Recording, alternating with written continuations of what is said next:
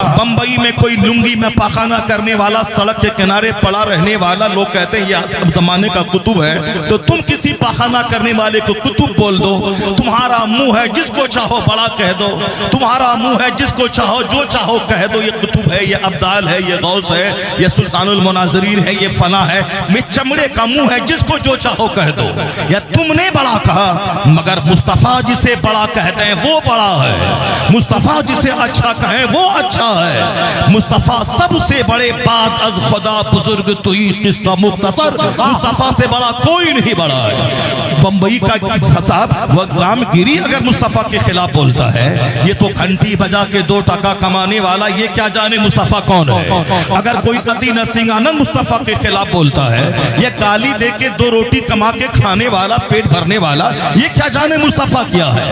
7 سمندر پار کا یورپ کا بڑا دانشور، جس نے دنیا کو ہوائی جہاز دیا، جس نے دنیا کو مائکروفون دیا، جس نے دنیا کو کمپیوٹر دیا، جس نے دنیا کو سولر سسٹم دیا، جس نے دنیا کو جنریٹر دیا، جس نے دنیا کو اے سی دی، جس نے دنیا کو سائیکل سے لے کے ہوائی جہاز تک ساری سواریاں دی، وہاں کا ایک دانشور ہندوستان کے ان گھنٹی بجانے والے کروڑوں لوگوں سے بہتر ہے، چونکہ ان کے پاس علم بڑا ہے، میرٹ بڑی ہے، قابلیت بڑی ہے، صلاحیت بڑی ہے۔ اب وہاں کا دانشور کیا بولتا ہے ذرا غور سے سنیے۔ ان چھوٹے چھوٹے پاگلوں کا جواب ہمارے پاس نہیں ہے۔ کوئی پاگل اگر گالی مجھے دے تو ہم اس کا جواب دینے لگیں تو مجھ سے بڑا پاگل کوئی نہیں ہوگا۔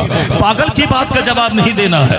کوئی دانشور اگر بولتا ہے تو میرا دانشور جواب دے، کوئی شاعر اسلام کے خلاف بولتا ہے تو میرا شاعر اس کا جواب دے گا، کوئی ادیب اسلام کے خلاف بولتا ہے تو میرا ادیب اس کا جواب دے گا۔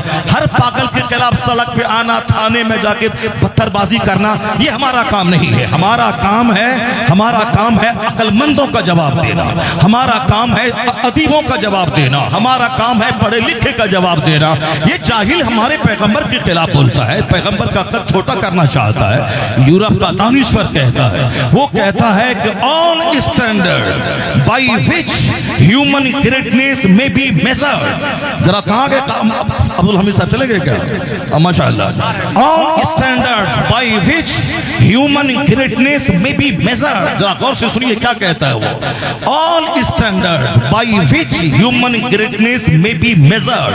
تمام پیمانہ، تمام معیار، تمام کسوٹی، تمام میزرمنٹ جس پہ کسی کی عظمت کو ناپا جا سکتا ہے، کسی کی عظمت کو کھنگالا جا سکتا ہے، کسی کی مہانتا کو جانچا جا سکتا ہے، وہ کہتے ہیں تمام پیمانے کو لے آؤ، تمام معیار کو لے آؤ، اور اس پہ جانچو کہ اس روئے زمین پر سب سے عظیم ترین انسان کون ہے، سب سے مہان کون ہے۔ یورپ کا وہ کرسچن ہائیلی کوالیفائیڈ آدمی، ہندوستان کا 1 کروڑ انجینئر جس کے برابر نہیں ہے، وہ دانشور کہتا ہے تمام پیمانے پہ جانچو گے، اس تاریخ آدمیت میں کوئی نہیں ملے گا جو مصطفیٰ کے مقابلے میں کھڑا ہو سکے، اس کے مقابلے میں کھڑا ہو سکے۔ تکبیر!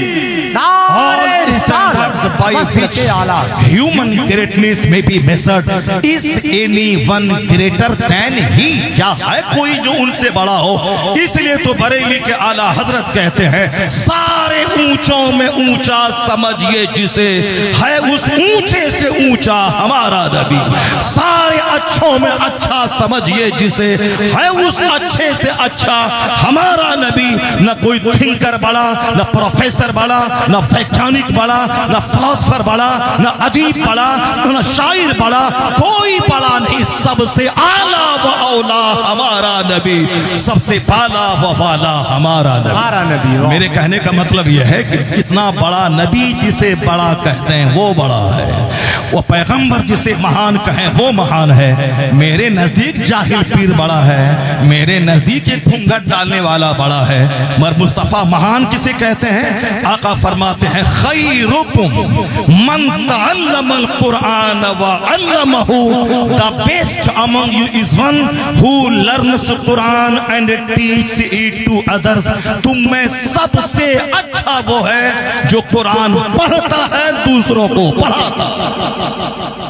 سبحان اللہ۔ سب سے اچھا وہ ہے جو قرآن پڑھتا ہے دوسروں کو پڑھاتا ہے، سب سے اچھا وہ ہے جو قرآن سیکھے دوسروں کو سکھائے۔ تو جو آدمی خطاب کرتا ہے وہ اکیلے جنت جانا نہیں چاہتا ہے، وہ لاکھوں کو اپنے ساتھ جنت لے کے جانا چاہتا ہے۔ تو سرکار غوث اعظم گھونگھٹ ڈالنے والے پیر کا نام نہیں ہے، درسگاہ میں بیٹھ کے پڑھانے والے مدرس کا نام ہے۔ غوث اعظم 70 ہزار کے مجمع میں خطاب کرنے والے خطیب اعظم کا نام ہے۔ 400 علماء کرام غوث پاک کی محفل میں بیٹھتے تھے، دوات اور قلم لے کر وہ غوث پاک کی تقریر کو نوٹ کرتے تھے۔ غوث اعظم خطیب ہے، جو بھی قیامت تک غوث اعظم کا غلام اور نائب ہوگا وہ امر بالمعروف کرنے والا خطیب ہوگا وہ، اور پھر سرکار دو جہاں علیہ السلام سے بڑے کوئی خطیب نہیں، چونکہ ایک کنفیوژن پیدا کرتا ہے۔ ملا لوگ خطاب کرتے ہیں، ملا جی خطاب کرتے ہیں، ملا جی حضرت کا ملا جی بہت دیوبندی مراد ہے، وہ ملا جی حضرت کہتے ہیں، مگر ملا مطلب کہ مولی صاحب لوگ کیا بولتے ہیں؟ پیر صاحب لوگ مولانا لوگوں کی شان گھٹانے کے لیے کیا بولتے ہیں؟ تقریر کرنا ملا جی کا کام ہے، پیر صاحب لوگ طریقت والے ہیں۔ یہ طریقت والے کیا کریں گے؟ ملا جی بچوں کو قرآن پڑھائیں گے، ملا جی نکاح کا خطبہ دیں گے، ملا جی جمعہ کا خطاب کریں گے، ملا جی لوگوں کو درس قرآن درس حدیث دیں گے، اور یہ پیر صاحب کیا کریں گے؟ یہ پیر صاحب چپ چاپ آ کر کے فاتحہ پڑھ کے خوب آرام سے کھائیں گے اور 12 گھنٹے کی گہری نیند لیں گے۔ ہاں ٹھیک ہے، اگر آپ 300 رکعت نماز نفل پڑھتے ہیں چلو ٹھیک ہے، نہ نفل ہے، نہ تہجد ہے، نہ اشراق ہے، نہ چاشت ہے، کھانا ہے، سونا ہے، اب ملا جی کی برائی بیان کرنا ہے۔ تو اس لیے میں اس کنفیوژن کا علاج کرنا چاہتا ہوں کہ عالم دین بڑے ہیں، یہ مصطفیٰ کہتے ہیں العلماء ورثۃ الانبیاء، علماء انبیاء کے نائب ہیں۔ چاہے علماء کے پاس دولت رہے نہ رہے، یہ عالم دین کرائے کے گھر میں رہے، یہ پوٹی ٹوٹی چپل پہنے، یہ صاحب جبہ جیکٹ کچھ نہ پہنے، یہ صرف ایک کرتا پہن لے، پائجامہ پہن لے، کرائے کے گھر میں رہے، معمولی ٹوپی پہن لے، معمولی شوز پہن لے، یہ کرائے کے گھر میں رہے، اپنا گھر اس کے پاس نہ ہو، لیکن اگر ان کے پاس قرآن حدیث کا علم ہے تو کیپیٹلسٹ وہ ہے جس کے پاس 50 کمپنی ہے، بزنس مین وہ ہے جس کے پاس 50 دکانیں ہیں، 1000 ایکڑ زمین کا جوتنے والا وہ لینڈ لارڈ ہے۔ لینڈ لارڈ ہونا اور ہے، بزنس مین ہونا اور ہے، کیپیٹلسٹ ہونا اور ہے، تاجر ہونا اور ہے، نائب پیغمبر ہونا یہ دنیا کا سب سے بڑا اعزاز ہے۔ جس طرح مصطفیٰ لاجواب، مصطفیٰ کا نائب بھی لاجواب۔ کرائے کے گھر میں رہنے والا عالم وہ 1000 ایکڑ زمین کے جوتنے والے زمیندار سے کروڑوں گنا بہتر ہے کہ وہ اس کے پاس صرف دولت دنیا ہے، ان کے پاس مصطفیٰ جان رحمت کی وراثت یعنی علم دین ہے۔ اس لیے تاجر ہونا، انجینئر ہونا، ڈاکٹر ہونا، پروفیسر ہونا، پردھان منتری ہونا، پریزیڈنٹ ہونا چھوٹا مرتبہ ہے، عالم دین نائب پیغمبر ہونا سب سے اونچا منصب ہے۔ سبحان اللہ، سبحان اللہ، سب سے اونچا منصب ہے۔ اس لیے اپنی مسجد کے امام کو اگر وہ عالم ہیں تو کبھی اپنے پیر صاحب سے ان کو کمتر نہ سمجھیے گا، کبھی اس کو اپنے پیر صاحب کے سامنے جھکانے کی کوشش مت کیجیے گا۔ علماء کرام وہ جو بھی دوسروں کو پڑھاتے ہیں سکھاتے ہیں وہ اپنے ساتھ لاکھوں کو جنت لے کے جانا چاہتے ہیں۔ غوث اعظم خطیب بھی تھے، مدرس بھی تھے، اور غوث اعظم مصنف بھی تھے اور مرجع خلائق تھے۔ 4 کوالٹی تھی آپ میں۔ اعلیٰ حضرت زبردست مصنف، اعلیٰ حضرت بچپن میں 3 گھنٹے خطاب کرنے والے زبردست خطیب، اعلیٰ حضرت زبردست مدرس، صدر الافاضل پیدا کریں، صدر الشریعہ پیدا کریں، ملک العلماء پیدا کریں، عید الاسلام پیدا کریں، برہان ملت پیدا کریں، زبردست مصنف۔ اور مرجع خلائق کے اپنے عہد میں جتنے علماء مشائخ تھے سب کے مرجع تھے اعلیٰ حضرت۔ تو اپنے زمانے کے نائب غوث اعظم تھے اعلیٰ حضرت، اپنے زمانے کے نائب غوث اعظم تھے تاج الشریعہ، زبردست خطیب، زبردست مدرس، زبردست مصنف، اور مرجع خلائق کے عوام علماء سب ان سے مرید ہونا چاہیں۔ جس کا مطلب ہے غوث کا نائب وہ ہوگا جس میں 4 کوالٹیز موجود ہوگی۔ اور اس دور میں غوث اعظم کی اس کوالٹیز کی ایک ادنا سی جھلک جو اس زمانے میں اپنے علماء کے سرخیل، علماء کے سردار کہے جا سکتے ہیں، یہ 4 کوالٹی क्वालिटी में से कुछ क्वालिटीज ऐसी हैं जो मुनाज़रे अहले सुन्नत में बदरजे अतम मौजूद है। अपने जमाने के जबरदस्त खतीब, खिताबत ऐसी कि 3-3 घंटे खिताब करे, अभी 75 साल की उम्र में खिताब करे, दिन में खिताब करे, रात में खिताब करे, मुतल्लल खिताब करे, न यादाश्त में फर्क हो, न यादाश्त कमजोर हो, न आवाज कमजोर हो, न अंदाजे बयान कमजोर हो, सब कुछ लाजवाब है। मुदर्रिस ऐसे कि खत्मे बुखारी की महफिल में बैठ जाएं तो सरकार ताजुश शरिया की याद ताजा हो जाए। साहब जबरदस्त, अब मैं एक बार शरीक हुआ हूँ खत्मे बुखारी की तकरीब में, साहब जबरदस्त खत्मे बुखारी कराने का अंदाज। अब मुदर्रिस इतने कि हिंदी की चिंदी ऐसी करें कि बच्चों के दिमाग में तमाम एतराजात आने से पहले उसके जवाबात दिमाग में आ जाए।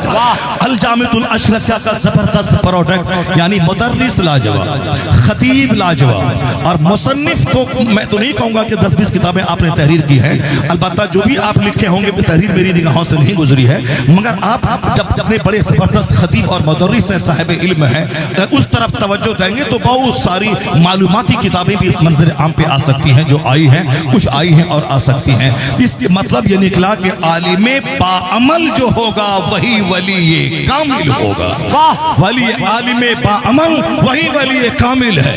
वो ना पढ़े रात में तहज्जुद, ना पढ़े इशराक, नहीं पढ़े चाश्त, वो हक पर कायम रह के बच्चों को 1 घंटा दर्स दे दें और 1 घंटा दीन सिखा दें। तो हदीस में आया है तदारुसुल इल्म साअतम मिनल लैल खैरुम मिन इहयाइहा, रात में थोड़ी देर इल्म दीन सीखना सिखा देना रात भर जाग कर नफल इबादत करने से बेहतर। बेशक बेशक, वाह। आलिम दीन का एक मकाम था मुनाज़रे अहले सुन्नत, जो कि खुद आलिम हैं, इन्होंने अपने बेटों को जीन्स टी शर्ट पहनने वाला नहीं बनाया। इन्होंने अपने दामादों को जीन्स टी शर्ट पहनने वाला दामाद नहीं चुना।